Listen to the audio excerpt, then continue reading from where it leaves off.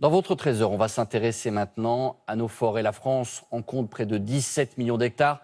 Cela représente environ un tiers de la métropole. Ça semble beaucoup, pourtant, nos forêts sont en danger, fragilisées par le réchauffement climatique. Dans un instant, nous verrons avec Nabila Tabouri quels sont les bois les plus exposés. Mais d'abord, notre reportage, comment adapter notre forêt au changement climatique. Johan Rolla et François Dérault ont suivi le travail d'une équipe de l'ONF, l'Office national des forêts.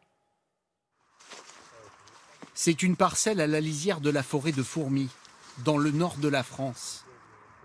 Un écrin de verdure en apparence robuste, mais où les dépérissements de hêtres se multiplient depuis 2 ans. Il est encore vert, mais au niveau qualité, il est foutu. Même là, quand on voit que l'écorce elle tombe comme ça de l'arbre aussi facilement, que la grume elle est déjà sèche sur pied, on voit que là ça a commencé, c'est tout. C'est un bois qui a plus de qualité à part en chauffage, quoi. Des centaines d'arbres à l'agonie, des milliers d'autres fragilisés par 4 étés de sécheresse consécutifs. Il y a peu, les hêtres, très adaptés aux conditions fraîches et humides, étaient encore l'essence la plus productive des Hauts-de-France. On en a encore un complètement sec là. Ils pourraient être les premières victimes du dérèglement climatique dans cette région. Certains modèles disaient qu'on aurait le climat méditerranéen à l'horizon 2100.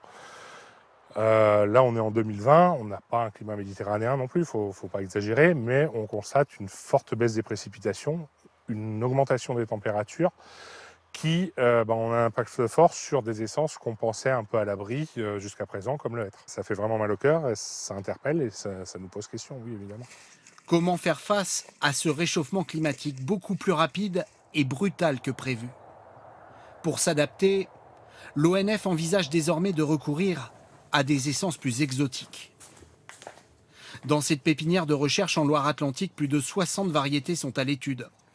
Des chênes méditerranéens, turcs ou bulgares, des séquoias de Californie ou d'autres arbres plus surprenants. On se retrouve sur les fameux eucalyptus en fait. Voilà, donc des semis qu'on va aussi installer dans nos forêts. Et il ne faut pas avoir de préjugés parce qu'il faudra bien trouver des essences pour remplacer celles éventuellement qu'on a aujourd'hui. S'ils arrivent à disparaître, il faut anticiper. Ici, les chercheurs expérimentent également une autre méthode d'adaptation plus locale, la migration assistée. Bientôt, ces chênes en provenance d'une forêt française du bassin méditerranéen vont être replantés près de Verdun, près de 700 km plus au nord. On force un petit peu la nature, donc voilà, on les déplace. Ce sont des chênes qui se sont, au fil du temps, adaptés au changement climatique. Donc on espère qu'à l'intérieur de leur patrimoine génétique, ils ont des gènes de tolérance à la sécheresse. Et une fois plantés sur Verdun après, peut-être qu'ils iront aussi polliniser les chênes qui sont présents et s'hybrider de façon à amener une petite tolérance à la sécheresse. L'adaptation de nos forêts, une nécessité encouragée par le plan de relance.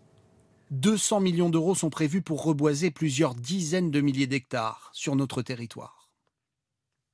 Voilà, ça c'est pour les solutions, mais quelles sont les forêts les plus exposées? Bonjour Nabila Tabouri. Bonjour Alors on l'a vu dans le reportage, les forêts des Hauts-de-France sont touchées, elles ne sont pas les seules dans notre pays.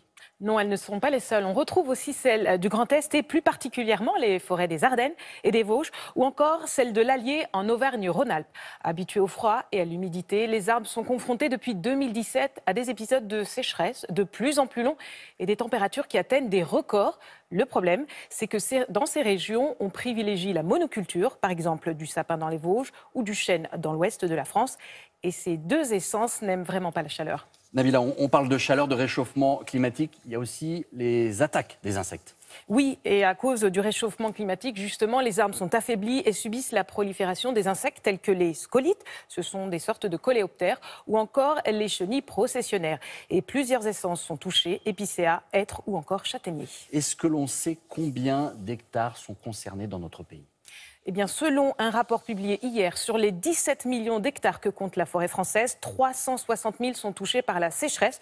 Cela représente environ 2% de la surface forestière. Dans ce rapport, une solution est avancée, planter un arbre par habitant pendant 30 ans pour redonner vie à certaines forêts.